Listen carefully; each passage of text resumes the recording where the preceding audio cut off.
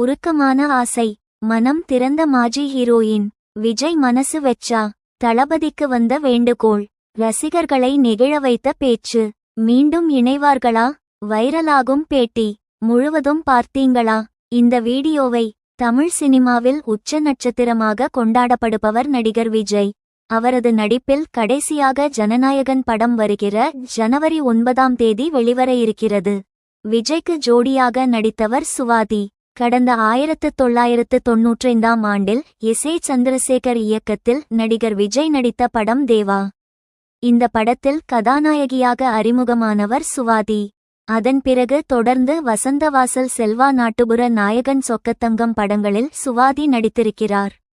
நடிகர் விஜய் நடித்த தேவா படத்தில்தான் நான் முதலில் நாயகியாக நடித்தேன். அவரது கடைசி படத்தில் எனக்கு நடிக்க வாய்ப்பு கொடுத்தால் நிச்சயமாக நடிப்பேன். சின்ன ரோலாக இருந்தாலும் நடிப்பேன் என்று நடிகை சுவாதி அந்த நேர்காணலில் கூறியிருக்கிறார். ஆனால் ஜனநாயகன் படத்துடன் சினிமாவை விட்டு விஜய் விலக உள்ளார். அதனால் சுவாதி ஆசை நிறைவேற வாய்ப்பில்லை.